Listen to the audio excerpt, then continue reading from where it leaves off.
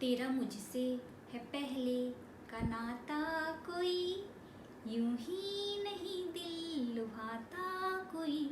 तेरा मुझसे है पहले का नाता कोई, यूं ही नहीं दिल लुभाता कोई।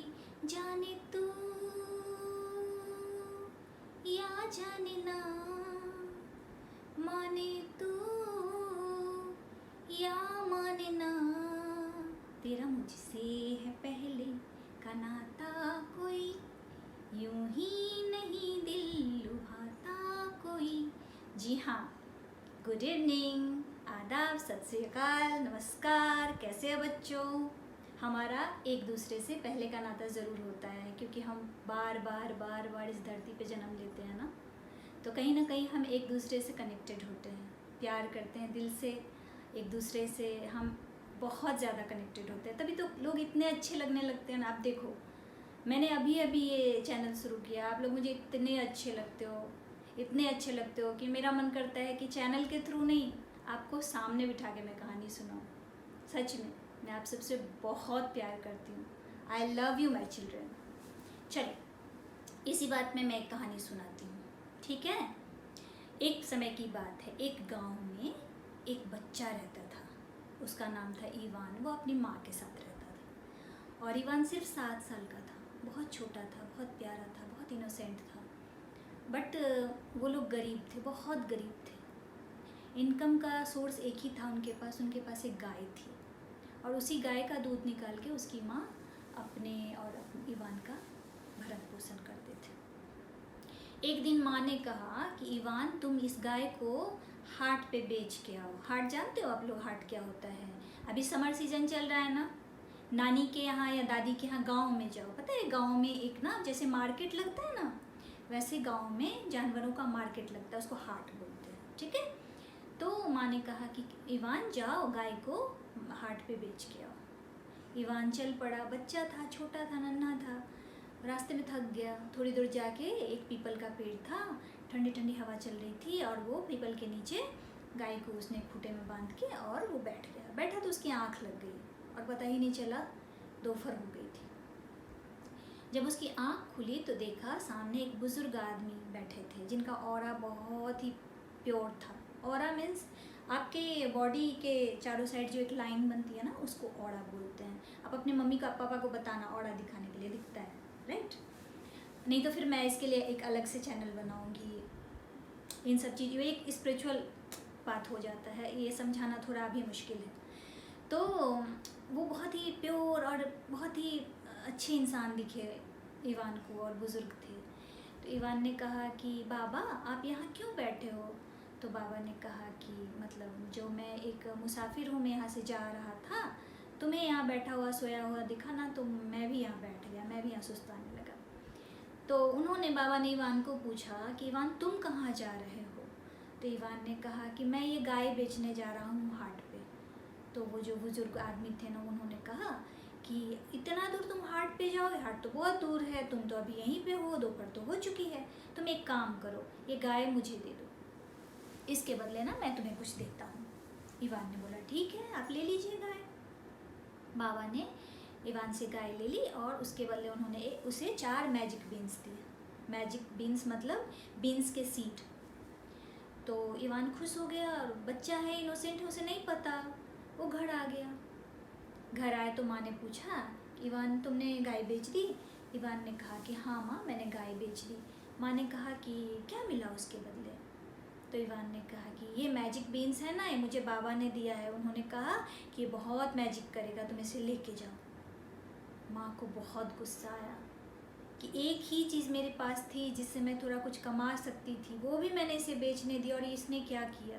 माँ को रोना आ गया, माँ को गुस्सा आया। माँ ने क्या किया, इवान को 2-3 थप्पड़ खींच के दिया। आता है ना कभी कभी मम्मी लोग को गुस्सा, और जब बच्चा इतना बड़ा नुकसान करके आए तब तो लिटरली आना भी चाहिए। मम्मी को भी आया, उसकी मम्मी को। उन्होंने क्या किया, इवान को बोला कि रूम में बंद रहो, आज रात तुमको खाना वाना नहीं मिलेगा, तुम इसी रूम में रहो। बच्चा इवान छोटा प्यासा भूखा था। माँ ने उसे रूम में बंद कर दिया। वो बच्चा रात भर रोते रहा, सो गया वहीं पे। और सुबह जब उसकी आँख खुली तो क्या देखता है कि विंडो से बाहर जहाँ पे बीन्स के सीड फेंक दिए थे ना उसकी माँ ने, वहाँ पे एक बड़ा सा जाइंट पेड़ निकल आया है। तो वो इवान दौड़ के अपने दरवाजे से माँ को नॉक किया कि दरवाज़ा खोलो दरवाज़ा खोलो। माँ ने खोला तो वो भाग के गया और वो पेड़ के पास पहुँचा तो देखा बहुत बड़ा पेड़ है। इवान उस पर चढ़ने लगा तो माँ बोली कहाँ जा रहे हो कहाँ जा रहे हो। तब तक इवान आगे ऊपर चढ़ गया और चढ़ते चढ़ते देखा वहाँ एक बहुत बड़ा महल था पेड़ के ऊपर। इवान उस महल के अंदर घुस गया।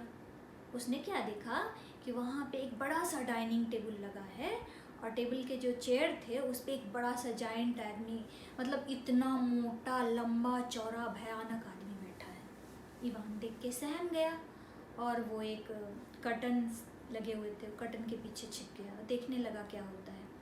वो जाइंट आदमी जो था वो खा रहा था और उसकी जो बेगम थी, उसकी जो पत्नी थी, वो उसे खाना परोस के दे रही थी और वो खा रहा था। वो आदमी बहुत बदतमीजी से बात कर रहा था अपनी पत्नी के साथ, रूडली बात कर रहा था, चीख रहा था, चिल्ला रहा था, ये लाओ, वो हटाओ, ये साफ़ करो, ये ऐसे करो, वो ऐसे करो। और उसकी पत्नी मुंह बंद किए बिना कुछ बोले सारा काम किए जा रही थी। वो आदमी सब कुछ जितना भी डाइनिंग टेबल पर खाना लगा हुआ था उसने सारा खा लिया और खाने के बाद मस्त अंगड़ाई लिया और फिर क्या किया, उसने अपनी पत्नी को बोला कि मुर्गी लेके आओ। तो इवान ने सोचा इतना सब खाया, मुर्गी भी खाएगा, लेकिन उसकी पत्नी लेके आई।